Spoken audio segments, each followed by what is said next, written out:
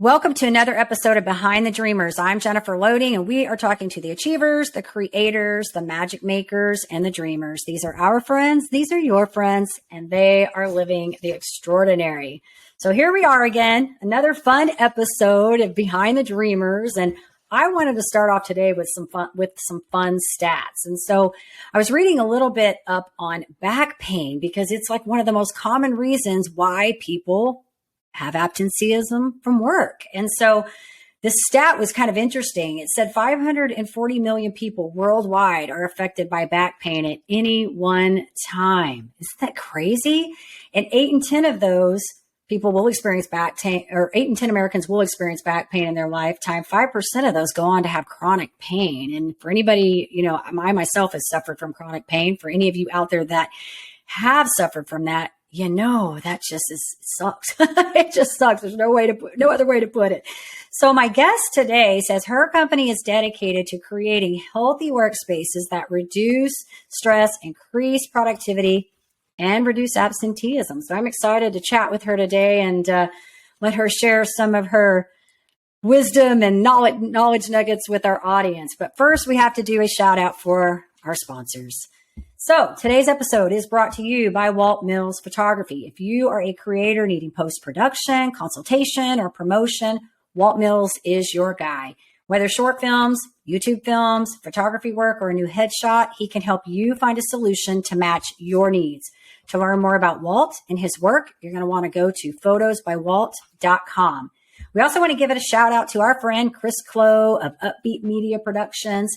If you are in need of turnkey special event production, Chloe is your go-to. To learn more about him and his work, you want to go to upbeatmediapros.com. All right. I think it's time to get our guest on here today. She's already kind of sitting over there waiting on us, so we're ready to do this.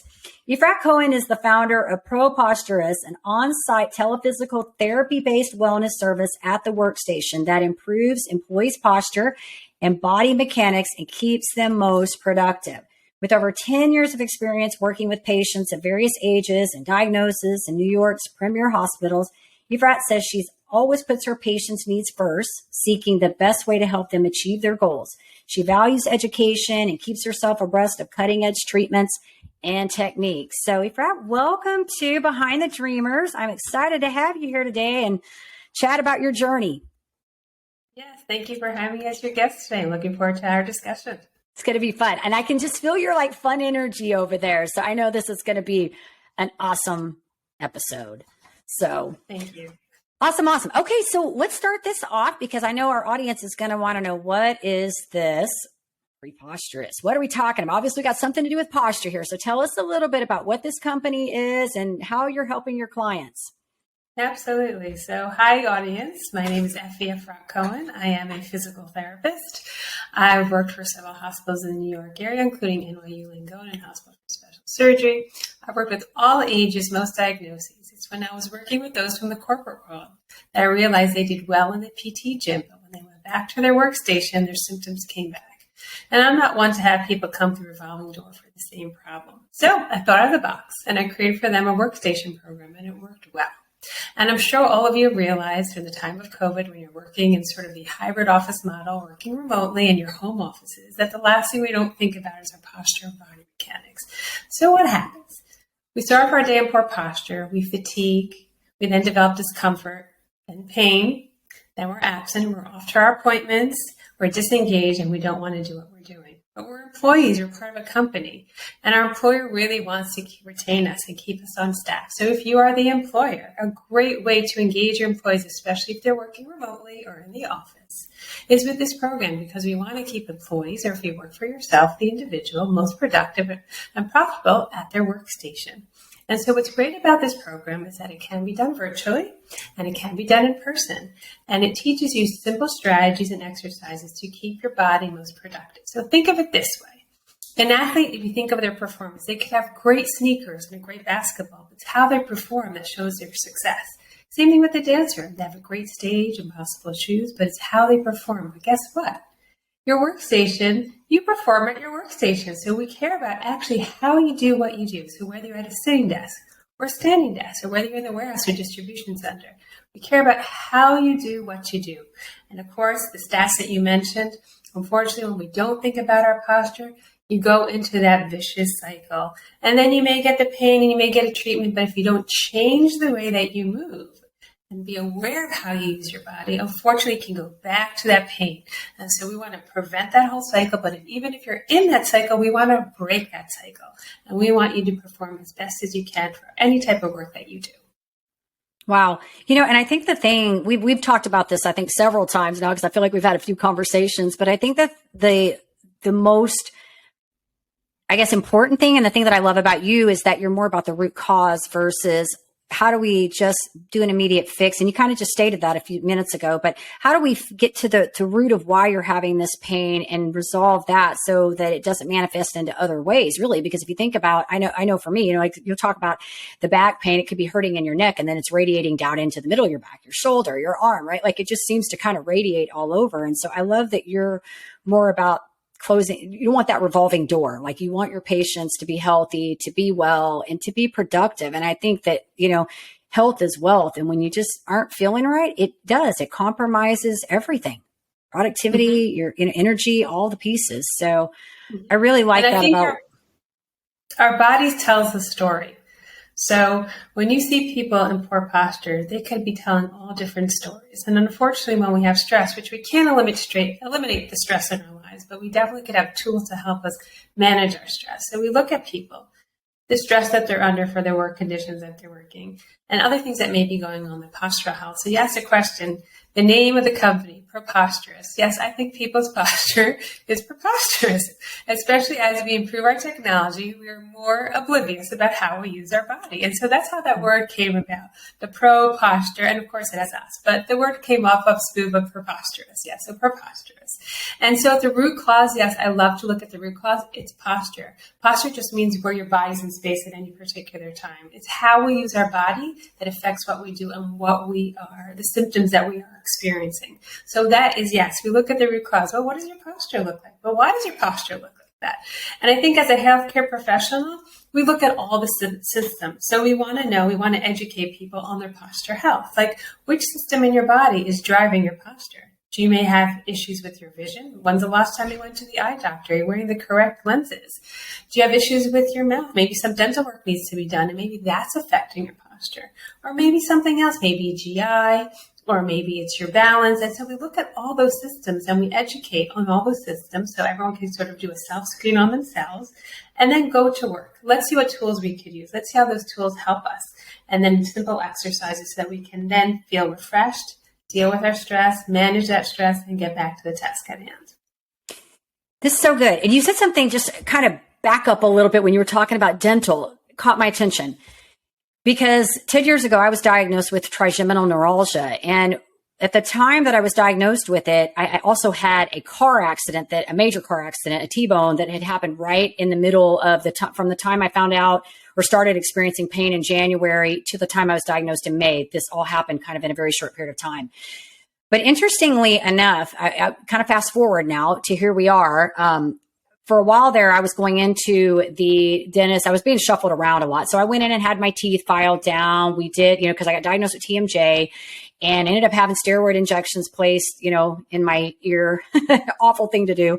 But here's what's interesting is fast forward now and talk about posture and all of those things, because every now and then my neck flares up. And it's usually when it does flare up, it's usually because I'm either leaning in a lot. I've been reading a lot forward at my computer. And so I have to be very cognizant about my posture and moving around and not staying in front of that computer. But here's what's so crazy. When that starts to flare up, so does my trigeminal nerve, my teeth. So all of it kind of goes in unison together. And so I always know if one is doing it, I need to pay attention because there's probably a posture issue going on in there, and the other pieces are going to start triggering. And so you caught my attention with that because it is all interconnected, really. I mean, it's all related, to some degree. Mm-hmm. And I think what you're describing is a stress posture, which is we get to some position. Some of us favor our right side. Some of us favor our left side. Some have no favor. Just think of yourselves right now, all our viewers out there. Where are your feet right now? Are they flat on the floor? Probably not. You're probably on your toes. They're probably crossed. They're actually crossed. I got one foot on the floor. One's on the floor. You know that commercial, where are your kids right now? Where are your feet right now? So we start off with, where are your feet right now? And our feet are in a position because we're under stress. So we may have them wrapped around on the bottom of the chair, up on our toes. And then where are your arms? Are they digging into the armrest? Are they leaning into the table? Those are ways of just, when we're under stress, we just go into it, sort of like clenching in our whole body. And it's not just in this area over here. And so, oh my goodness, this is what I react. This is how I react to stress. And then you're noticing it, which is great. The first part is that you want to notice what happens to you when you're under stress and why you're working. And then the next step is, okay, I know I do this. What could I do to get out of it? I'm going to stop this sort of, that cycle, that feeling. And so by correcting yourself on which what you're describing, oh boy, I better stop whatever's sort of triggering up on that side. Excellent. That's exactly what you do. You want to learn about what positions I should be in relative to positions I normally assume.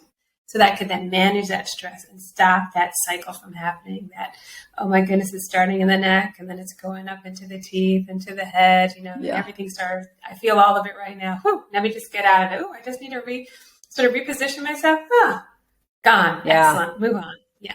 Yeah. I have a lacrosse ball that I keep around here so that when my back, starts to feel like it's getting knotted up, like I'll, get on the floor and I just kind of roll the lacrosse ball, on the back of it. But yeah, definitely. Mine is always the same side, that if it does, it's like the migraines are going to come on that side, the trigeminal neuralgia is on that side, the back, the neck, all is there. And so, yeah, for me, it's really about, moving around, I was, last week I was in a mastermind for over a weekend and we were sitting a lot because we were involved in that. And then I went into doing I'm going through a course. And so I was binging a lot of the videos to try to complete the course. And that's really when I noticed that I'm spending a lot of time. So I actually got to a place where I put my computer up on the counter and I stood up. I was standing up and doing it so I could get it kind of level with me. So I wouldn't be, like hunching over, looking at it, just a different position, to move around. And so I'm with you on that whole, I think all of our health, I think, is about self-awareness,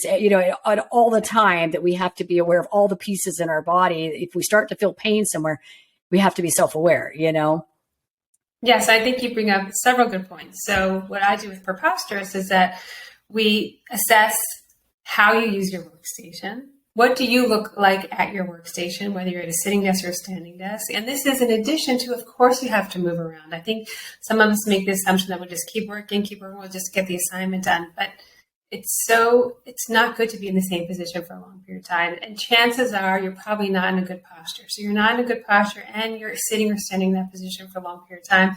Yes, your symptoms, some sort of discomfort. It's very rare people at the end of the workday jump out of their desk and say, yeah, I feel so energized. Right.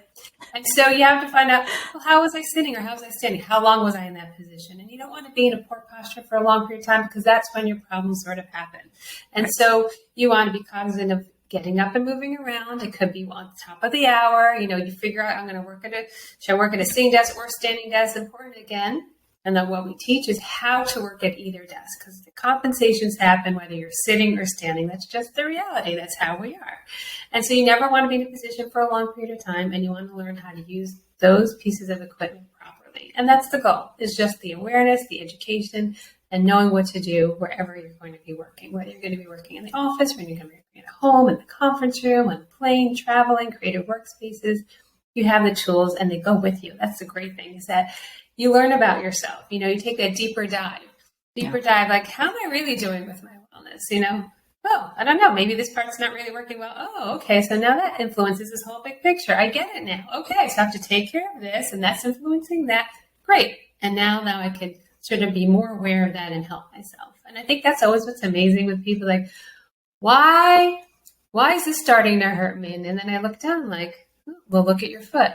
What does the foot have to do with it? And so I think we mentioned it before, your whole body's connected, and that you just have to pay attention. What's the influencer? And then if you could sort of gently correct that, it influences everything above that area or below that area.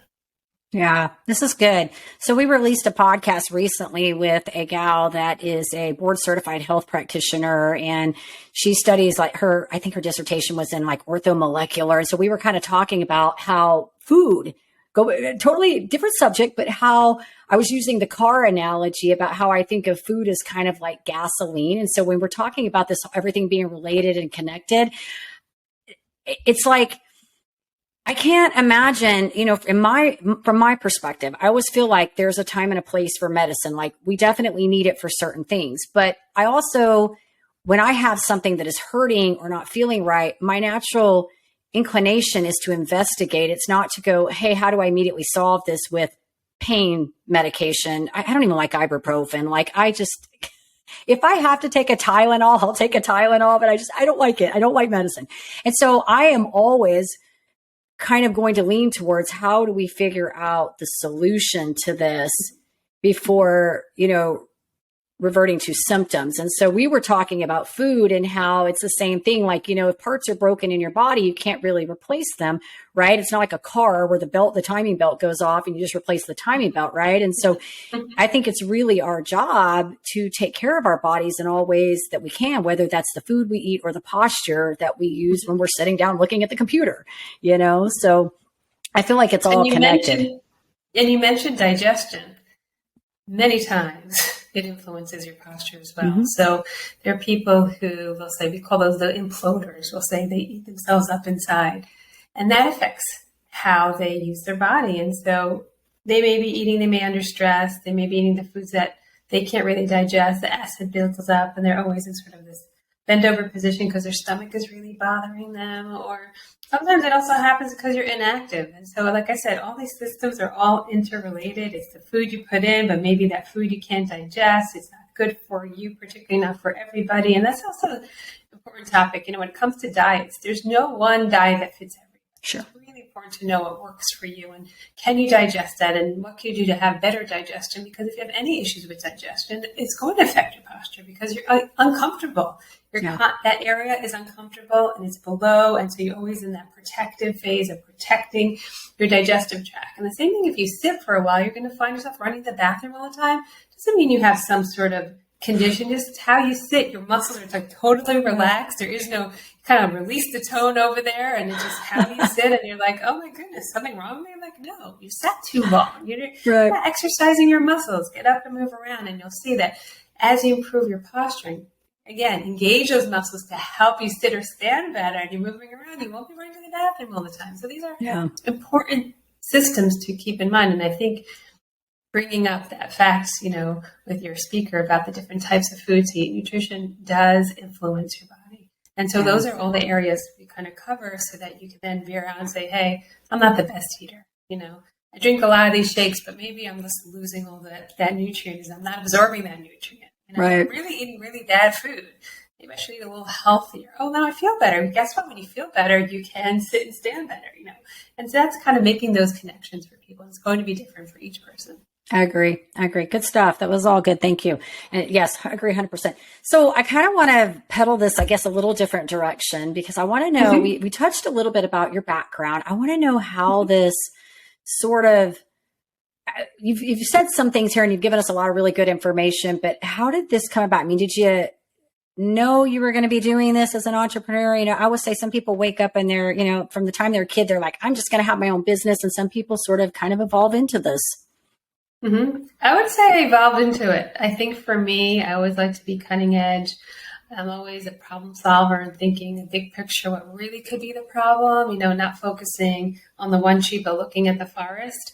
And I think when I started encountering a number of people and relatively young, having orthopedic problems and they weren't extremely active and they would be fine in the PT gym and then go back to work. And that's where their problems were. I said to myself, wait a second, maybe there's just some challenges in how they're working. And so if you're going to assume certain postures during the day, well, guess what? When you're done your day and you want to then do something recreation, exercise recreationally or play golf or basketball or even go for a walk and you're in a certain posture all day, you know what? You're going to end up having some problems. And so I said, well, let's prevent all of this, and I feel like we have great advances in technology, but I just watch people sometimes, I turn off the PT mode and then turn it back on. Like, look what they look like, their head's all the way down. They're all down for many hours like this. Well, how's that going to help them? I don't think it's going to help anybody, And as you look through the continuum in the spectrum of the age as you advance. And I'm looking at the current older adults with whom I work, and they weren't exposed to so much technology. When their symptoms started, I'm looking like, I think it's starting much younger now. And you hear cases are much younger. So for me, it's sort of like that mission, like, let's prevent a huge problem in the future. Let's learn how to use these devices, which are wonderful as we advance with technology. Let's learn to use it so that we are healthy children, healthy adults. And that's kind of just the inspiration. It's sort of just taking a step back and saying, boy, they're creating problems. Let's prevent all these problems. Let's prevent the problem that we possibly could be creating. And healthy, and it helps your whole mindset. There's that mind-body connection.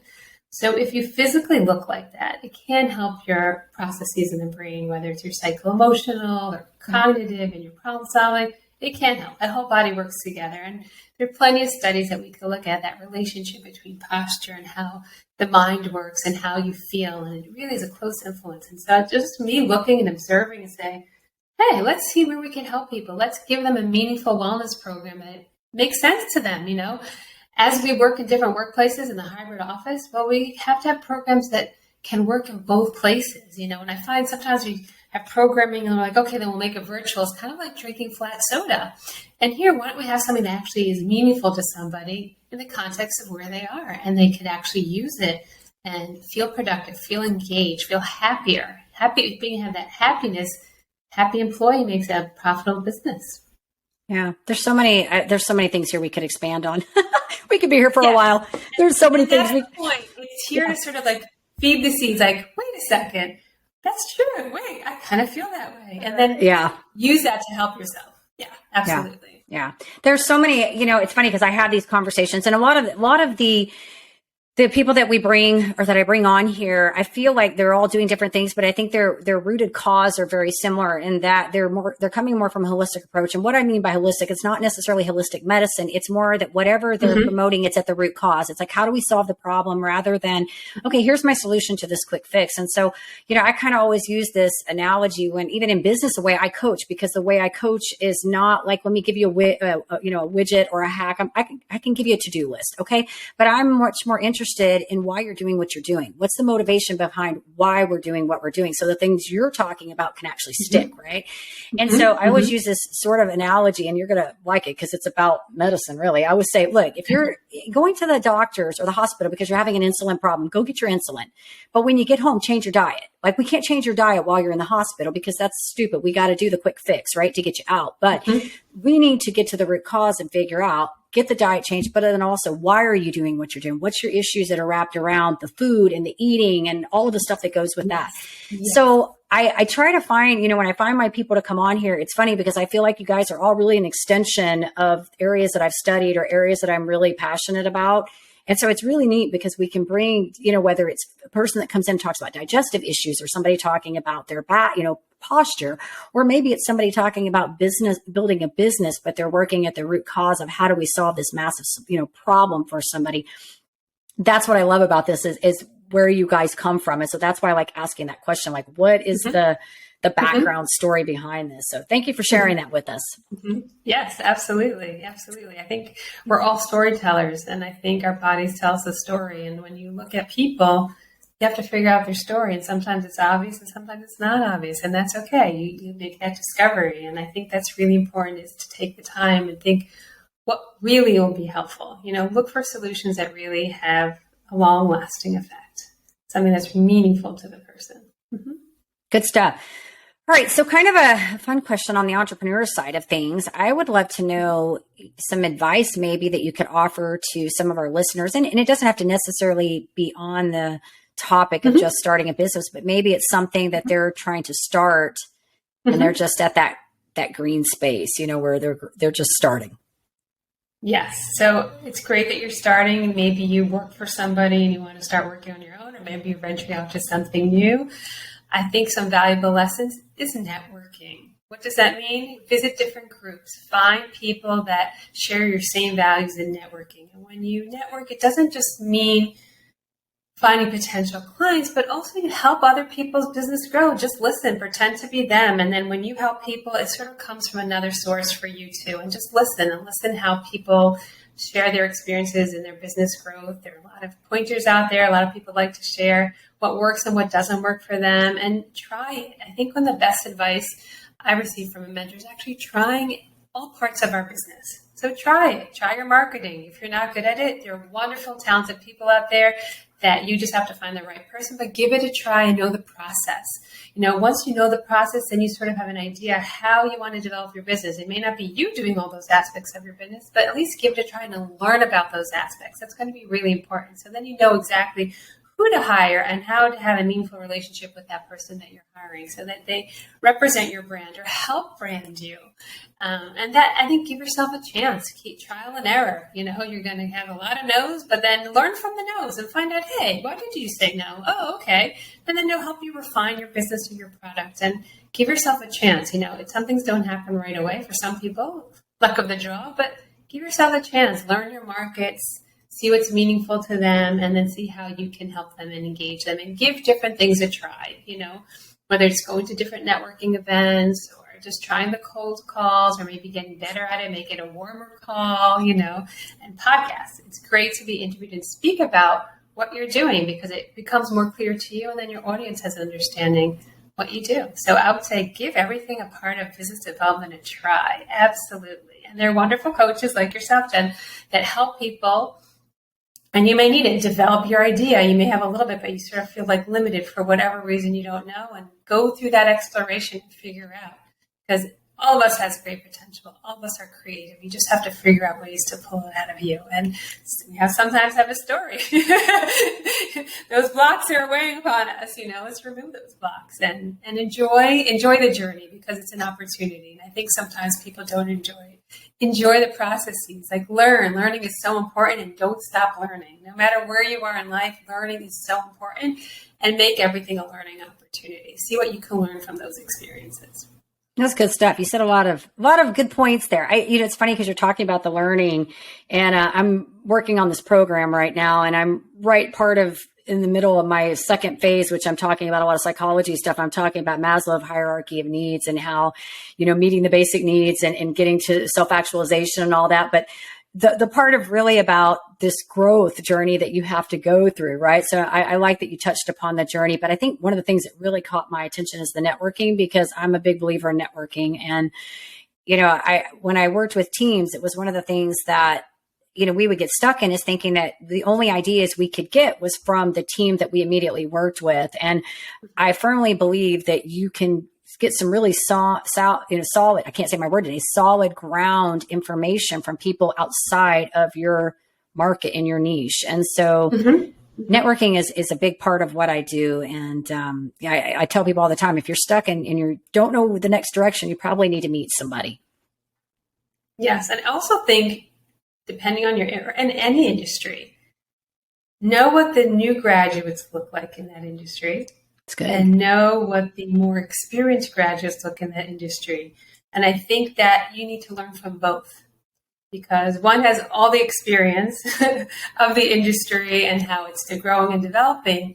But then you have the newer people. You want to know how to talk to them. You want to know what influences their decision making and see how you can make those connections in terms of your buyers, because you want to make sure that you understand the industry and also who your buyer will be. And that's important too. And sometimes we forget that, and it's good to have those conversations. Yeah. I had one recently, and it's great. You hear their interests, you hear how they want to explore their career, or maybe they want more input. They don't have as much of it. And go into mentoring. As you have developed your own business, it's also great to be mentored and to mentor at the same time. I feel very valuable. Yeah, I agree with you on that. Good stuff. That is awesome. I had a question for you that I was just thinking about. And I know what I wanted to ask you.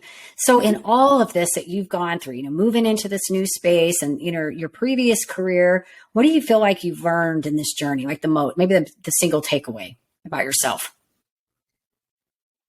You got to give people time.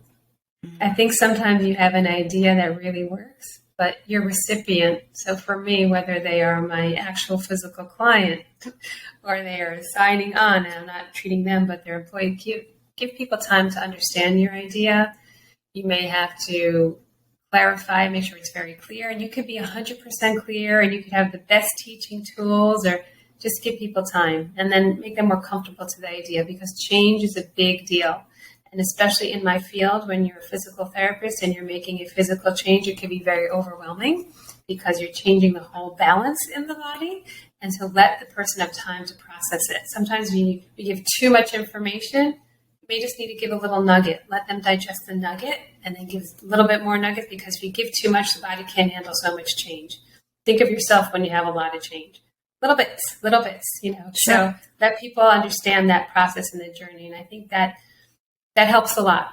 You know, some things don't happen instantaneously. And guess what? You know, for those that are coming at us, go like, what? You can't fix it right away. I'm like, no, some things take a little time. Yeah. And even a little fix is a big fix. If you make a little change is also a big change. So I think for ourselves too, it's your own journey, give yourself little bits, but also give other people little bits, you know, and just be patient with that process. And then you may have to learn how to repackage things and talk and reflect, and just you may understand in your own head, other people may not understand. So figure out, well, maybe I need help with explaining what I do. And maybe I just have to be more clear or something, you know, make it more meaningful for people. I think that's the biggest deal, the context. I've learned from my experiences, context is really important. How is it meaningful for someone in the world that they live in? Absolutely. Good stuff. Absolutely.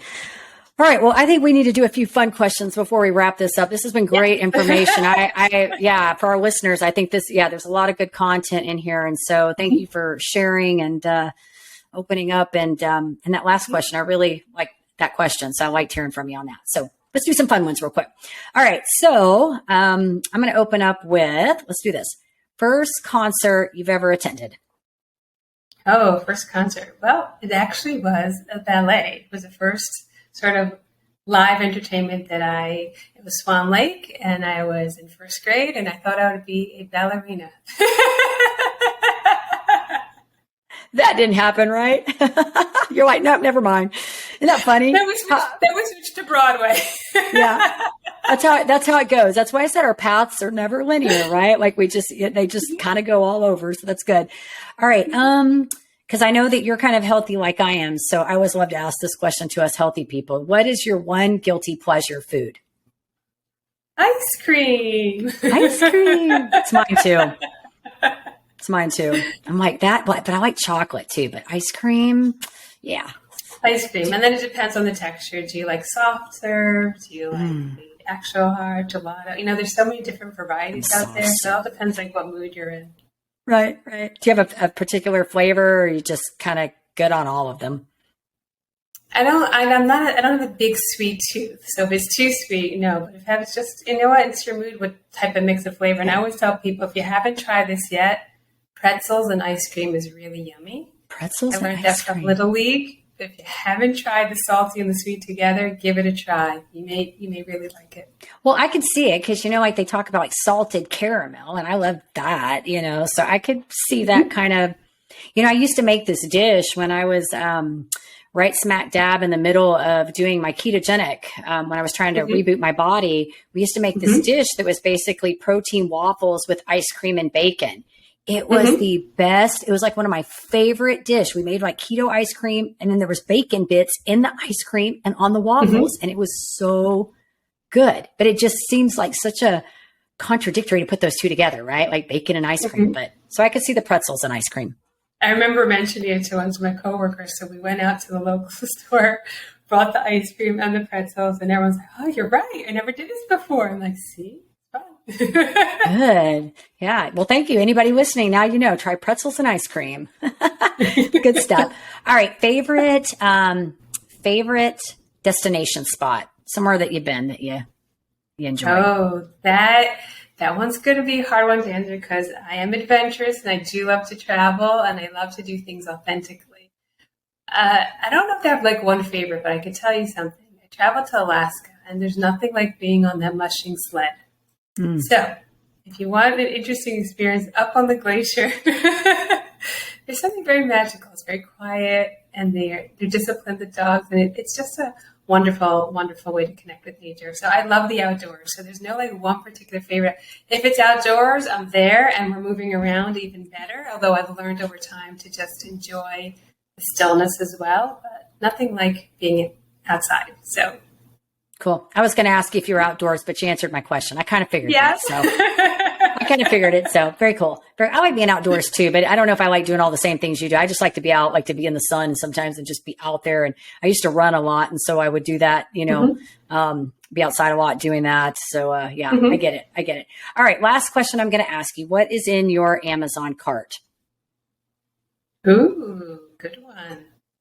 I think they're closed there right now because I'm the shopper for my sisters, and they sometimes say, "Effie, you always find everything," And I think it was just a request earlier today. So I think what's waiting for me right now is a sweater. Gotcha. I bought stuff in Amazon. I've bought shoes and stuff in Amazon before too. Sometimes you can find some really good stuff. And I don't know if you're like I am. I just don't really enjoy shopping. So I'm all about online shopping. makes my life less complicated. If I don't like it, I'll just send it back, Right. So, as long as it returns, because sometimes it looks really pretty or not, it looks really good on you or not. And so having that option is very helpful. I agree. All right. Well, this has been fun. I've enjoyed chatting with you. So if our listeners wanted to learn a little bit more about what you're doing and your company, where do we want to send them? Sure. So the website is www.ProPostureUs.com. It's one word, ProPostureUs.com. You can look at the website. There's definitely a contact form there. And for all you listeners, you could email me directly at efrat@ProPostureUs.com. And I'm looking forward to engaging and hearing your questions and hopefully be able to help you. Absolutely. We'll make sure too, when this goes out, that we get the links put in the appropriate places too, just so you know. Yes. All right. It's been fun. Thank you so much for sharing with our audience today and telling us a little bit about your journey and what you're doing to get to the root cause of these posture problems and pains and stuff. So good stuff. Wonderful. Thank you for having me.